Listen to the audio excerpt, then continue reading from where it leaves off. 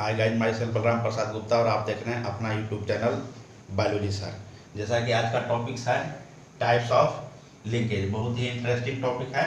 आपसे निवेदन है कि इस वीडियो को ध्यान से देखिएगा। आप जानते भी होंगे कि जो लिंकेज जो होते हैं वो दो प्रकार के होते हैं, कंप्लीट लिंकेज और दूसरा है इनकम्प्लीट और पार्शियल लिंकेज। कंप्लीट मतलब पूर्ण रूप में उसमें लिंक जिन होंगे, इनकम्प्लीट मतलब कि आधा अधूरा लिंक जिन होंगे। इसको हम लोग डायग्राम द्वारा समझने का प्रयास करते हैं। तो पहला हम लोग देख लेंगे डायग्राम कंप्लीट लिंकेज का। तो लिंकेज की स्थिति में होता क्या है कि एक ही गुणसूत्र पर दो या दो से अधिक जीन पाए जाते हैं जो कि अलग अलग कैरेक्टर को निर्धारित करते हैं। मान लीजिए इस पर ये जो नन सिस्टर जो क्रोमेटिड है, टेट्राड अवस्था है, क्रोमोसोम का टेट्राड अवस्था है। इसका पेरेंटल कॉम्बिनेशन में हम लोग क्या कर रहे हैं, ये दो जीन ले रहे हैं कि जो कि नन सिस्टर क्रोमेटिड पर स्थित है और एक दूसरे के वेरी क्लोज है। इस अवस्था में ये जो पेरेंटल कॉम्बिनेशन हुआ तो एक हुआ पैटर्नल क्रोमोसोम, एक हुआ मैटरनल क्रोमोसोम। इसको आम भाषा में हम लोग लिखते हैं पेरेंटल कॉम्बिनेशन।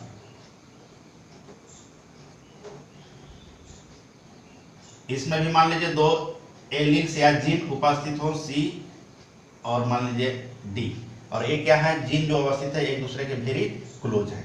अब क्रॉसिंग ओवर होता है तो मान लीजिए क्रॉसिंग ओवर यहाँ हो गया और यहाँ पर क्रॉसिंग ओवर नहीं हो रहा है। अब जब नहीं हो रहा है तो एलील का बंटवारा भी नहीं होगा। तो इस प्रकार से आपको बनेंगे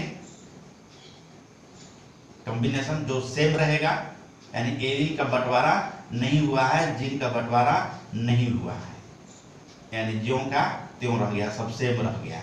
ये हो गया आपका चाइल्ड कॉम्बिनेशन। कंप्लीट लिंकेज के अवस्था में क्या होता है कि पूरी तरीके से जो जीन जो होते हैं लिंक होते हैं। इसको आप इस प्रकार से भी समझ सकते हैं कि मान लीजिए ए और बी है और ई और सी और डी है। ये पेरेंट में भी हो गया और यदि चाइल्ड में भी जस्ट ए और सी और डी ट्रांसफर हो जाए तो ये क्या हो गया, दोनों सेम है। इसका मतलब कि जीन का बंटवारा नहीं हो रहा है और दोनों जीन एक साथ अगले जनरेशन में पहुंच रहे हैं। तो ऐसे कंडीशन को बोला जाता है कंप्लीट लिंकेज। पहला पॉइंट आप इसमें लिख सकते हैं, genes lies close to each other. दूसरा पॉइंट आप देख रहे हैं कि चाइल्ड कॉम्बिनेशन और पेरेंटल कॉम्बिनेशन क्या है, सेम है। Child combination and parental combination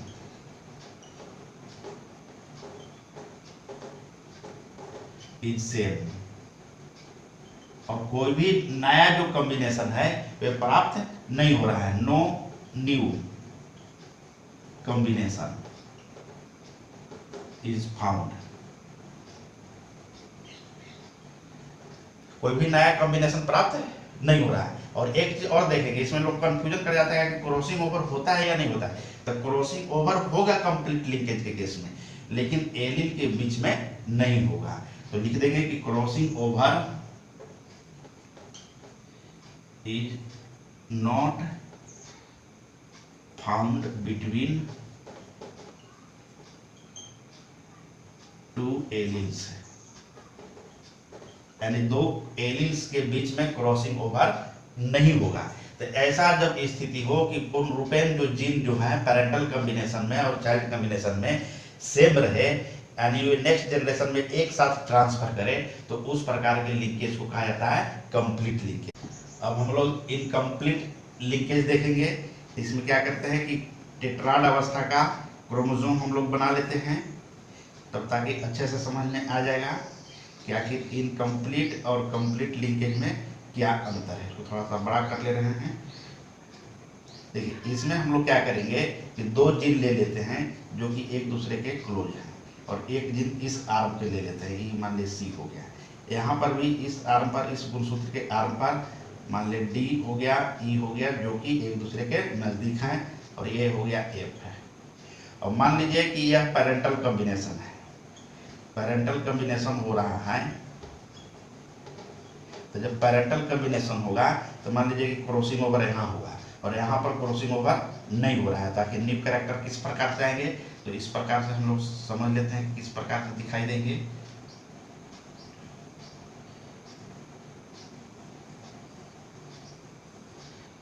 तो देखिए ए और बी और डी और ई, इसके बीच में क्रॉसिंग ओवर नहीं हुआ है, तो ये जो कैरेक्टर जो दिखाई देंगे ये रहेंगे लिंक्ड, यानी सेम रहेंगे डी और ई।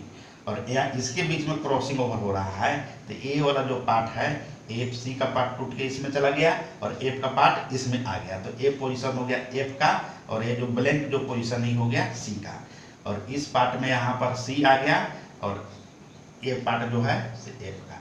तो यहाँ पर इस डायग्राम में आप क्या देख रहे हैं कि लिंक भी जीन है और यहाँ पर नॉन लिंक जीन भी है। इसका मतलब कि लिंकेज हो रहा है, क्रॉसिंग ओवर हो रहा है, लेकिन पूरी तरह कंप्लीट नहीं हो रहा है कि सभी जीन का बंटवारा हो जाए। तो ये जो पोर्शन हो गया ये हो गया लिंक जीन का,